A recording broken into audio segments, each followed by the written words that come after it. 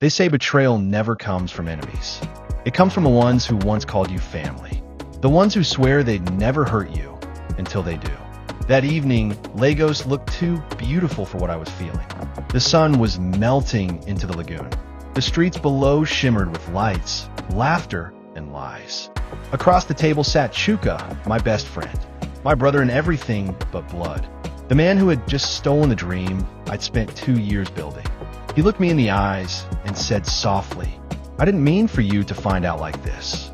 I laughed, not because it was funny, but because that's what you do when something inside you breaks. "So how did you want me to find out, Chuka?" From a TechCrunch headline, he didn't answer. He didn't have to. We'd met 5 years ago in Yaba. Two broke dreamers trying to build something out of nothing. I was the thinker. He was the talker. Together, we were unstoppable. My idea was simple.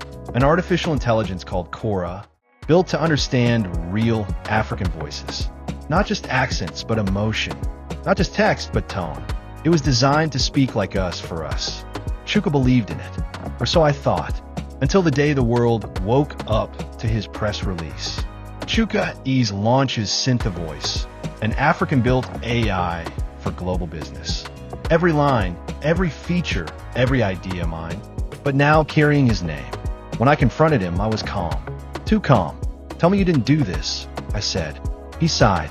"You're being emotional. We built it together. I just moved faster." "Faster?" I whispered. "You mean you betrayed me more efficiently?" He rolled his eyes. "You're overthinking. Investors don't wait for perfect. They want product. We both win. I can bring you on later, maybe as CTO." That was the moment I realized he didn't even see it as betrayal. To him, it was business. So I stood up and said, "Keep your company, keep your money, but you'll never have my peace." Then I walked away. Lagos didn't stop for my heartbreak. The city kept moving, loud, ambitious, glittering as always. But I didn't move with it. I went quiet, deleted everything, rebuilt from scratch. No investors, no noise, just work. I called the new one Amani, which means peace. It didn't just answer questions. It listened. It didn't just process data. It understood feeling. Amani was empathy written in code. Almost a year later, I presented it at a tech conference in Cape Town. No hype, no press, just me and the dream that refused to die. When I finished, the room went silent. Then someone started clapping. Then everyone did. Within weeks, the video went viral. Within months, offers flooded in. And this time, my name was on every headline. When I returned to Lagos, I saw him again. Same city, same rooftop, different story. He looked older, tired. The charm was still there, but the confidence was gone. He smiled weakly. "You did it," he said. "You always had the real thing."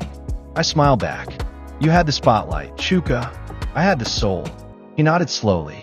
"I thought success meant getting there first." "Success," I said, "isn't about being first. It's about being true." And that was the last time I ever spoke to him. Driving home that night, I realized something. Betrayal doesn't destroy you. It defines you. People can steal your idea, your name, your work, but they can never steal your essence. They can copy your voice, but they can't replicate your character. They can mimic your product, but not your purpose. Lesson: betrayal doesn't end you. It awakens you.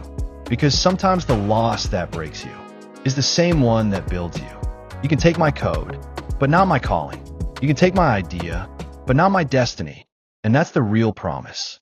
Follow AfritaleBeta for more stories of truth, betrayal, and the power of starting again.